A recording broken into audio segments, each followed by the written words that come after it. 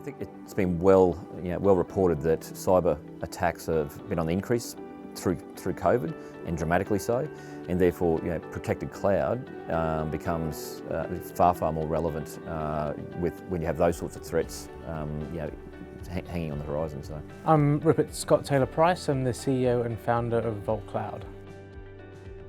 So a protected cloud has met an ASD standard. So that's part of, or was formerly part of, the Department of Defense when we got that certification. And there's two key bodies of work to that. So one's the Information Security Manual and one's the Protective Security Policy Framework. So when we went through that process, there were around 950 security controls at a technical layer. And then for the Protective Security Policy Framework, we had to comply to around 2,000 policies, whether that be the thickness and sturdiness of doors, all the way down to how data is managed on disks and secured and encrypted.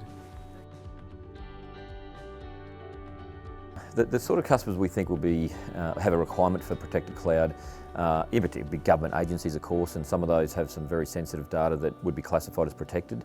But then there'd be other industries outside of government that are potentially servicing government, so whether that's the defence industries, aviation, healthcare obviously, aged care and various others. So it's a very broad range of industries that would have some sort of requirement for protected cloud.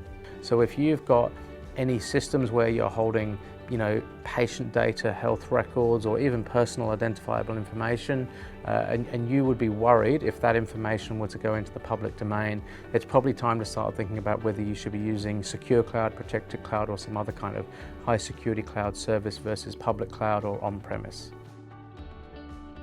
There is probably a perception in the market that protected cloud would have a higher cost than standard public cloud, but this is actually incorrect. So our standard protected cloud offering is priced very much in line with what you'd expect from public cloud and probably a little bit more cost effective.